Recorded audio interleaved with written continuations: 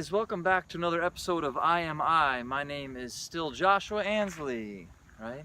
And this little body-mind complex. So this week I want to talk about casting your pearls in front of swine, right? It was one of the great teachings of my boy JC. Krishna said the same thing. If you like the Krishna side, if you like the Eastern side, you know, he said don't disturb the minds of the ignorant, right? And you know, these are pretty, at first glance, I mean, for myself, I'm like, these are pretty arrogant teachings, seemingly arrogant. See, I had a problem where, because of my codependence, right, I wasn't able to actually stand in my own strength and my own opinions for a long time, and I still battle with it, you know? So I would see certain individuals as arrogant. I mean, some of them just fucking are. You know, some of these teachers that I have, because I study the intellectual side of things, it's easy to get very arrogant, you know? And I feel like missing other teachings. That's what's so great about the different teachers. But you know, take what works. And a teaching like Christ, he had so much compassion, right? And you know, the Dalai Lama has so much compassion, teaching kindness and things like this. But I've also recognized that if you have a strong codependency, it's also about getting that strength within yourself to do what needs to be done, right? And to see beyond the emotions and just see beyond being nice and always being kind, and it's because actually you're afraid to do what needs to be done, you know? Kill if you must kill, you know? I do not come in peace, I come with a sword, said my boy JC, right? So anyway, getting back to it, do not cast your pearls in front of swine, lest they trample them in the mud, right? So here I am just casting my pearls and you're gonna trample them all in the mud. And I say this because I'm not calling you swine, right? But pigs are people too. Pigs are people too. That's why I'm vegan, right? A killer vegan. I don't know if you can see that, but that's what this is. A little rabbit. So, understanding that, as first of all, in a sense, you think you understand what I'm saying, and maybe you do. I don't know. That's the whole point. Is when I have these messages, the problem is that language is limited. So language right off the bat is limited, right? And trying to express these concepts, it really doesn't mean anything until you have your own personal experience with it. Because and it so much becomes about fucking trying to be something or do something and be like perfect and pure or in some bullshit sense, right? And that's why there's so many different ways of getting there. And it's not even about getting there, it's finding your fucking journey on it. That's what I talk about. I love the tenet, you know, the Wiccan tenet, do as you will and harm none. But even that is open to interpretation. What do you mean? Well, harm none? What is harm? And how do we know, right? And we talk about ahimsa, the practice of ahimsa, and an attitude. It's actually usually translated as non-harm. But ahimsa is not just non-harm. It's actually an attitude of non-harm. But there's a lot of different interpretations that I've taken that I really appreciate. One is coming at it with an attitude of non-harm. So that it's how you relate to the world. It's not the world itself. So if you approach it with an attitude of non-harm and it's also interpreted as the least amount of harm. Because no matter what you do, you're going to be doing harm, quote unquote. You're going to be taking life. You're going to be killing things. You know, you could try to minimize the amount of damage you're doing, but as you walk across the grass, you're killing things. You can't not harm, right? So it's the least amount of harm and with an attitude of non-harm. So it's how you're relating to everything that's happening. So in that space, when you get into a teaching like the Bhagavad Gita, where you see that there may be a time in ethical relativism that tells us that there may be a time that you need to kill, right? That may actually be the most appropriate course of action. How much could we possibly just appease, you know, Hitler before something must be done, you know? And who's to say that it was even right what we did to come in and step in and do anything? I say we just by the greater world. I don't just mean Americans or certainly wasn't me. I wasn't fucking there, you know? But so getting back to it, saying about tangential, but it is all related, right? So coming into a space of understanding that the language and the teachings are limited, because until you actually take your journey through it, if you don't let yourself go into the places that you need to go in order to get there, and if you're judging other people for doing what they're doing, you have no fucking clue where they're coming from. right? You really don't. And the problem is when you start thinking that you do, and when you've gone down a particular road and you think that you know how other people should go, it's a real big problem, right? So the language ultimately is limited, so it can't fully express this. And every teacher comes out with this, and people start to follow. And if they start to follow the person instead of the teaching, you're fucked, right? That's what happens, particularly when you have a teaching of something like, I am the way, surrender unto me. And when you don't understand intellectually that teacher is coming from a space of speaking from not that mind-body complex, but they have maybe reached a deeper space of self, God realization, that the I that they're speaking about is someplace deeper. Now you start having people follow the personality instead of the teaching. And that to me is dangerous. Now, it also saves people's lives, so I don't give a fuck. And this is exactly my point, where I'm not going to cast my pearls in front of swine. I'm not going to go and try to take that teaching into a Christian space and try to tell people that, you know, Jesus Christ is not the Lord and Savior. You know, that's not my fucking business. It's not my place to do that. I love preaching to the choir. Right? The choir needs to be preached to. I have no problem having people that want to hear a message and want to reiterate within themselves and to learn and grow and have their own personal experience with this space. Not being told what to do or how they should do it. Right? And then the problem is that still then people would even listen to somebody like me or any other teacher and still be like, oh, show me the way, show me the way. And all we can be is guides. All we can do is really hold the space. Right?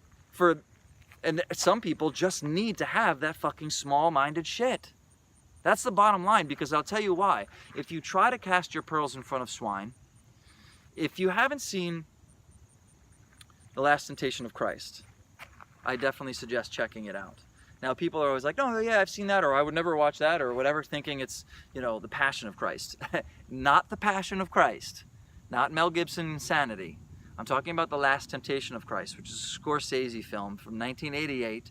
It's an incredible film. It was banned by Blockbuster because the Roman Catholic Church went fucking nuts and wouldn't tolerate what it was saying. So if you haven't checked it out, probably because it has the word Christ in it and you never realized that it was a fucking groundbreaking concepts, right? That it doesn't matter about whether there was even historical Jesus or not. That's all fucking moot points. But it takes some really amazing different looks at the possibilities, and honestly it is the most accurate representation of what most likely happened as a man goes through a spiritual awakening and understands the divinity within himself, and the contradictions and the chaos and the journey that he takes, coming out and saying, I don't come in peace, I come with a sword, and then coming back with love and compassion through it, and getting angry and trashing the place, and whether or not there was, it doesn't matter whether there was a historical Jesus or not. I mean, you could go and study that and find out, and that's fine, you can do that, but it has nothing to do with that when it comes to the teachings, when it comes to the journey of a hero's journey, which is another place I'm going to go to later, right? But it just is, it's about understanding the teachings and the experience of that, right? And so it poses some really interesting thoughts. So, and in that there's a space where he comes back with his teaching and people are like, yeah, and completely misinterpreting it and going like, yeah, we should go do this. And he's like, whoa, wait, no, that's not what I said. That's not what I said, right? And then there's also people that can completely misunderstand what he says. And it's going to be completely misunderstood because it's always filtered from where you're at right now. Right? So that's why these teachings are to help you actually sift through it, and it cannot just be jumping right to one space. And my point with this whole thing is that if you cast your pearls in front of swine or you disturb the minds of the ignorant, like that sounds like a really arrogant thing for Christians to say, do not disturb the minds of the ignorant, but it's really powerful because their minds are so, and it's really they're blocked.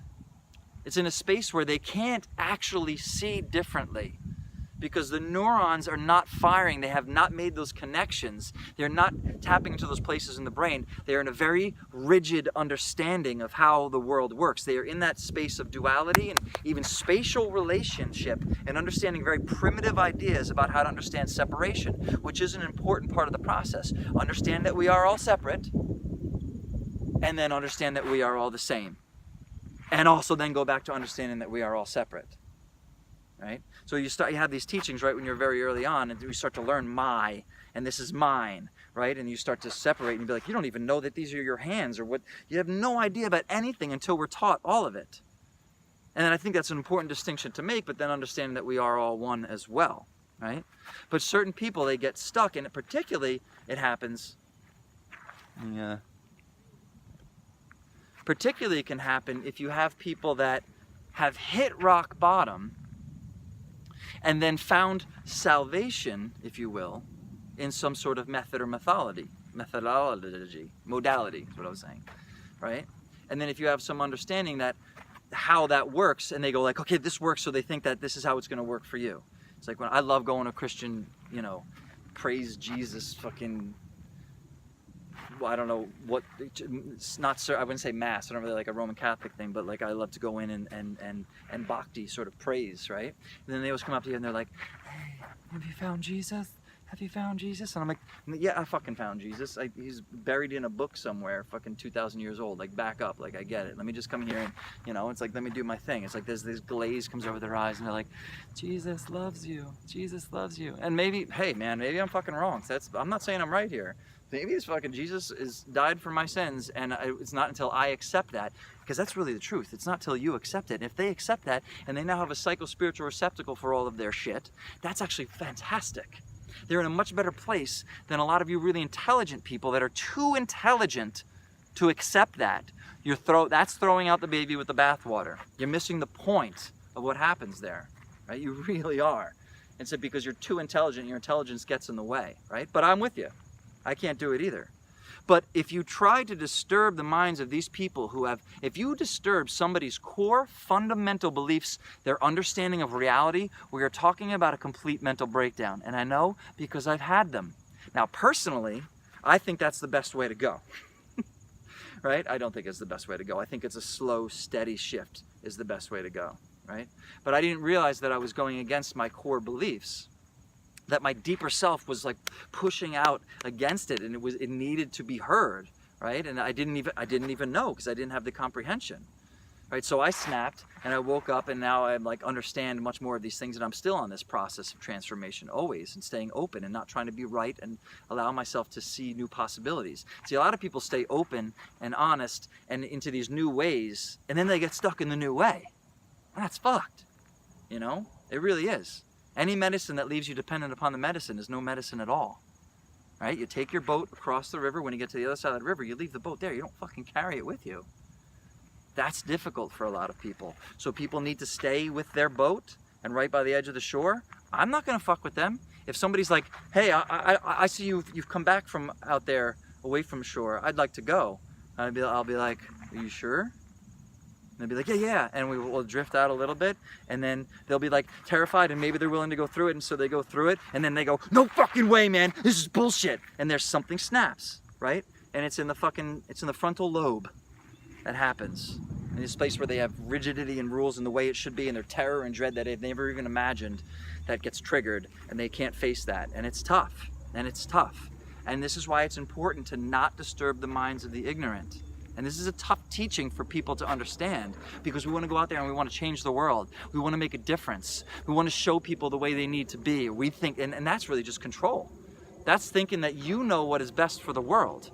All we can do, now it seems like there's a bunch of contradictions, and there is, right? Because here I am teaching you something that thinking that I know what's best. And it's like, but this is just my experience that I can help with. And, take it or leave it. It doesn't matter, right? And I'm just sharing. So the space that we move into this world and the way we make change is really by changing ourselves. And because really it's to approach these people with indifference, right? And that sounds cold, and it really does need to be. That's when we get to a space of being able to stay in our own and in our truth and not be swayed by other people's bullshit. And the deeper you go into your truth, sometimes I've said this a couple weeks ago, you're going to have people press against you even more and more and more. And if you really start speaking the truth, right? There's like the stages of truth, that it's first vehemently denied and then it's slowly accepted. Or there's like three, I don't remember what the hell it is, right? But that's the way truth is exposed. It usually comes out because it comes against when we have to shift and we have to move into this change. People don't like change. They're not okay with change because they're not stable in that space within themselves so that the rest can flow around it, right? They need to be safe and protected and steady and grounded and stuck. There's a difference between grounded and stuck, right? So we do get grounded in that space of being able to, the rest of it can flow around it. For me personally, right? But I'll tell you, even as my beliefs, as my core beliefs now, see, we think we do this as spiritual people or as evolved or intellectual people. We think we're open. Bullshit. Recognize that you're not. Recognize that if your core beliefs were to really crumble, what if you were to find out the real fucking truth, that you probably could not even handle that? When you recognize that you probably couldn't handle the real truth and that you're still living in your conditioning and your lies, right? Then you can be a little bit more sensitive to the people that can't break through their fucking conditioning.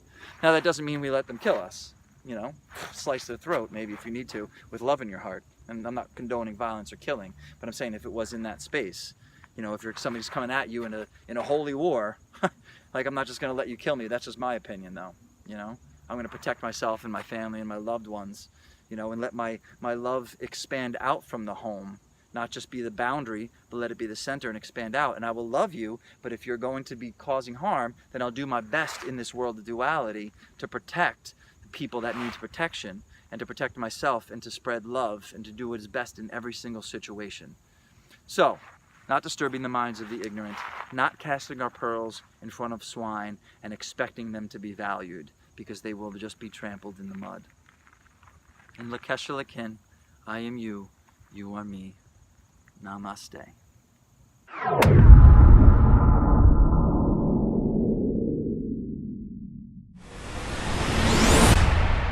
What? Too much?